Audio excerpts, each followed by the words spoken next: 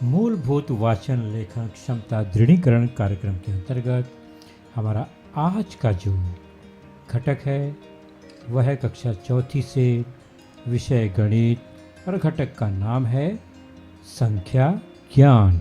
और मैं हूं आपका मार्गदर्शक अजय कुमार मौर्य वीटीसी दादर से। तो बच्चों, आप अपने स्क्रीन पर कुछ अंक देख रहे हैं। 1 2 3 4 5 6 7 8।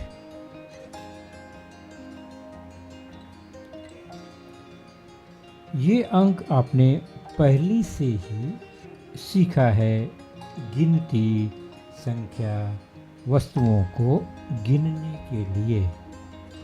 तो क्या इतने ही अंक हैं? नहीं, एक अंक और आ गया 9। और इसके अलावा एक अंक और है जो सबसे ऊपर है 0 या 0।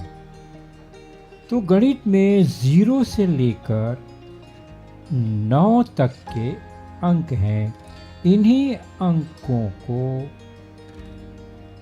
लिखकर मिला जुलाकर संख्याएं बनाई जाती हैं। तो गणित की संख्याओं को बनाने के लिए 0 से 9 तक के अंकों का प्रयोग करते हैं।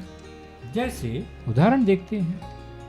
जैसे ये 2 और 3, ये 2 अंक हैं। इनसे बनने वाली 2 अंकों की संख्याएं देखते हैं। तो 2 और 3, पहले 2 लिखा बाद में 3 लिखा, मतलब उनका स्थान इकाई और दहाई, इकाई में 3 दहाई में 2 है। तो एक संख्या बनी जिसे हम कहते हैं 23। ये कौन सी संख्या है? 23। इसी 2 और 3 के स्थान को जगह को बदल दिया। तो 3 और 2 दहाई पर 3 है, इकाई में 2। तो ये 30 और 2 32 हो गया। तो अंक 2 और 3 है और संख्या बन गई 2। एक है 23, एक है 32।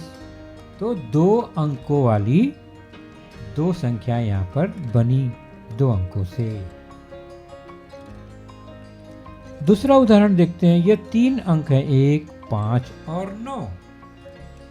क्या आप जानते हैं 1 5 9 इन 3 अंकों से 3 अंकों वाली कितनी संख्याएं बन सकती है? 1 5 9 क्रम में लिख दिया हमने, इकाई में 9 दहाई में 5 सैकड़े में 1। तो 159 159 बना। एक वहीं रख के 5 और 9 का स्थान बदल दिया, 9 और 5 कर दिया। तो ये 195 195 हो गया।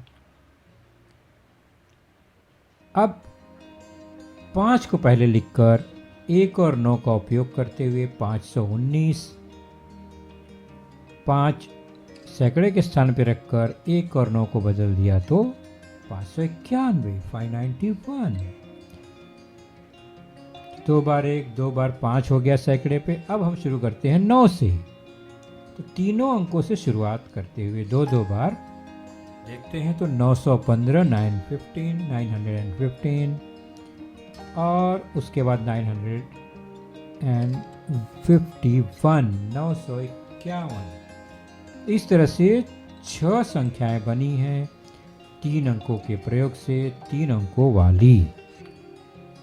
ये 3 अंकों की संख्याएं हैं सभी, क्योंकि सभी में 3 अंक दिखाई दे रहे हैं। इकाई दहाई सैकड़ा तीनों स्थानों पर अलग अलग अंक दिखाई दे रहे हैं। तो 3 अंकों वाली ये संख्याएं हैं।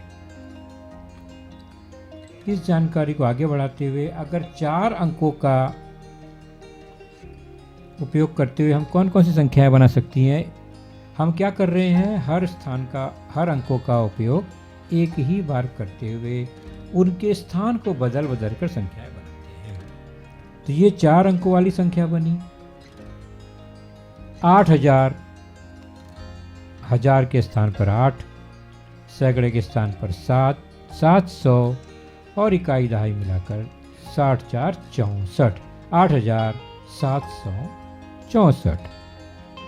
इन्हीं 4 अंकों से हम और संख्या बनाते हैं तो 8764 के इकाई दहाई को बदलकर हम 46 कर देते हैं, तो यह एक नई संख्या बन गई 8746। इसी क्रम में अब हम सैकड़े का स्थान बदलते हैं। 8000, हजार वही है, 8674। फिर हजार और सैकड़े को वही रखते हुए 8674 को उलट देंगे तो 47 बन गया।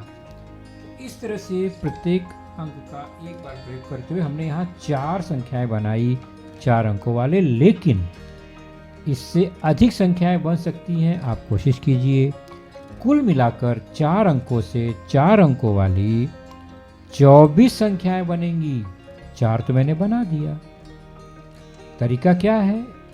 सैकड़े का स्थान, अब 24 संख्या बननी है तो सैकड़े के स्थान पे 8 8 8 6 बार, फिर इस तरह से 7 7 7 6 बार, 6 6 6 6 बार, 4 4 4 6 बार लिखकर हम संख्याएं क्रम से बना सकते हैं। तो 4 अंकों की ये संख्याएं बनी। तो 4 अंकों की संख्याएं का मतलब चारों स्थान पर हमें कोई न कोई अंक दिखाई दे रहा है। 4 स्थान का मतलब इकाई में भी, दहाई में भी, सैकड़े में भी और हजार में भी। अब अगर इन 4 संख्याओं में 4 अंकों की संख्याओं में एक अंक अगर शून्य हो तो क्या होगा? जरूर देखते हैं शून्य आने पर कैसे उनका वाचन लेखन होता है। उदाहरण के तौर पर एक छोटी संख्या लेते हैं 120, फिर 102 और 0 1 2 यानी 0, उसके बाद 12 है।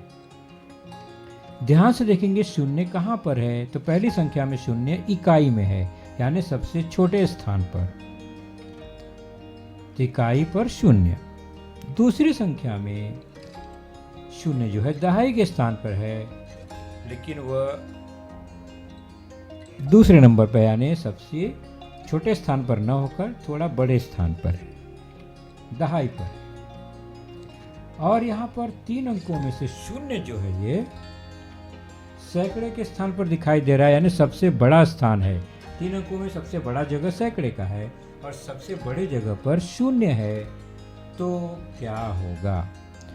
तो बच्चों एक बात ध्यान रखेंगे, शून्य संख्या में कहीं भी हो तो उस संख्या का मान में उसकी गणना होती है। यानी 120 में शून्य है तो हम उसे जरूर काउंट करेंगे, शून्य को 20, 2 और 0 से 20, 120 होगा। उसी प्रकार 102 यह 3 अंकों की संख्या हुई कि शून्य के कारण वह 1 जो है 100 हुआ, लेकिन यहाँ पर शून्य सबसे बड़े जगह पर है। सबसे बड़े जगह पर लेफ्ट में होने के कारण शून्य का वाचन नहीं करते, तो यह केवल 12 हुआ। अर्थात लेफ्ट में शून्य सबसे बड़े स्थान पर हो तो उसे छोड़ देते हैं। 3 अंकों की संख्या, 3 अंकों की संख्या और यह 2 अंकों की संख्या है। तो लेफ्ट साइड से शून्य शुरुआत है अगर, तो उसे छोड़ते जाएंगे।